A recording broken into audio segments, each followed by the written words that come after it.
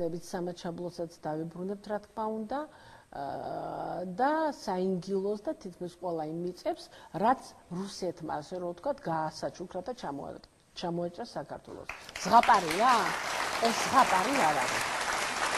ეს ნამდვილად არ არის ზღაპარი. ეს არის აბსოლუტური რეალობა, ისეთი, აი რასაც მე ნატოს შტაბ-ბინაზე თქვენ რომ გაუცდი და ის, აი ესე ასრულდება. მე დრო არ ვიცი, მაგრამ დრო არც მჭირდება. ოღონდ ასრულდეს და ვიცი რომ ასრულდება ეს 100%. 92 წელს დაწერე რუსეთ-უკრაინის ომი. ანუ რომელიც შესაძლოა მოხდა? რა თქმა უნდა. და თქვენ გონიათ უკრაინა დათმობს ყირიმს ან რუსეთი? და რუსეთის განმობარგება თომ და საერთოდ იცით რა არის აფსუებს გადაშენება აწერიათ.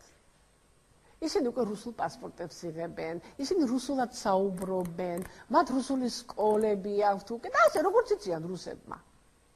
და როცა მოხდა ეს, ასე რომ ვთქვათ, რუსეთის აგრესია, ეს 90 წელში 13-ში იყო, ხო თუ როდის?